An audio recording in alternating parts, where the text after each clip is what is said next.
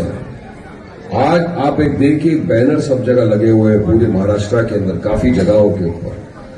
वो बैनर पे क्या है पता है? ये महाराष्ट्र के अंदर चुनाव आ रहा है ना, इसमें शिंदे साहब का फोटो है, शिवसेना हो गई वो बीजेपी के साथ वाली, साथ में कांग्रेस की सोनिया मैडम का फोटो है, साथ में खड़गे जी का फोटो है, साथ में राहुल गांधी का फोटो है, तमाम कांग्रेस शिवसेना एक। तो मैंने पूछा भाई एक क्यों है, एक क्यों और एक साथ बैनर पे क्यों आ गए?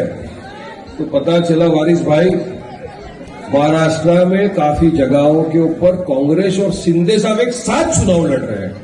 अरे वाह,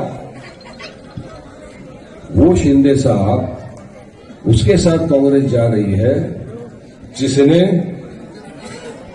गुस्ताखे रसूल का जिसने गुस्ताखे रसूल के साथ शिंदे साहब खड़े थे, आपने हमने देखा।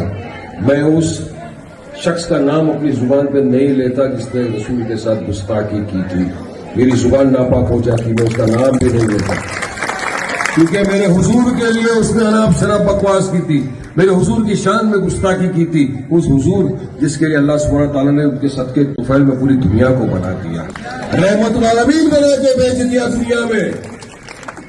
उनके बारे में जिसने गलत कहा था, उसको यही शिंदे साहब ने अपने मंच पे बिठाया, अपने मंच से खड़े होकर कहा था कि मैं देखता हूं कौन इसके खिलाफ केस करता है, कौन इसके बाल को हाथ कर लगा सकता है। खैर बाल को तो हाथ नहीं लगा सकता क्योंकि वो तो टकला है उसके साथ। पूरा सपोर्ट उसको किया। हम तो पूरी रैली निकल के आ गए थे हुजूर की मोहब्बत के अंदर।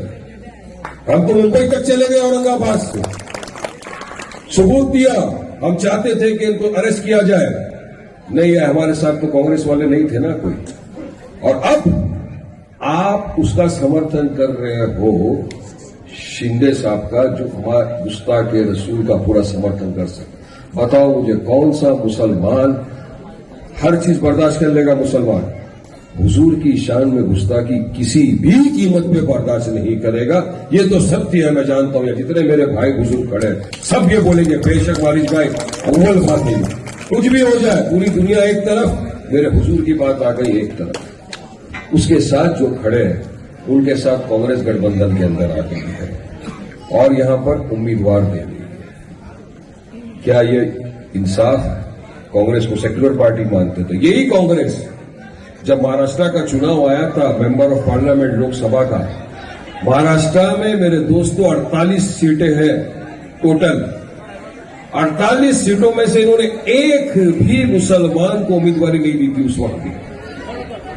तो साफ दर्शाता है कि ये आपके हमारे लिए कुछ नहीं करेंगे। आप पॉलिटिकल एम्पावरमेंट ही नहीं करोगे, अगर मुसलमान का कौम को आगे ही नहीं लाओगे तो कौम आगे कैसा बढ़ेगी? आपको इतने बरसों से राज किए, फिर भी आज मुसलमान पिछड़ा हुआ वर्ग क्यों है? क्यों सोशल इकोनॉमिकली एजुकेशन में पिछड़ा हुआ वर्ग? तुम सत्ता में थे, हम नहीं थे।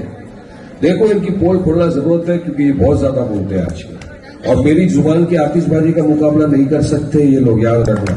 कितने भी इनका हायर शायर टायर फायर आ जाए, अपनी जुबान के आगे सब फैले इंशाअल्लाह ताला, कोई इसमें बात नहीं आए। अब ये लोगों की असलियत मुसलमानों से हमदर्दी नहीं करती।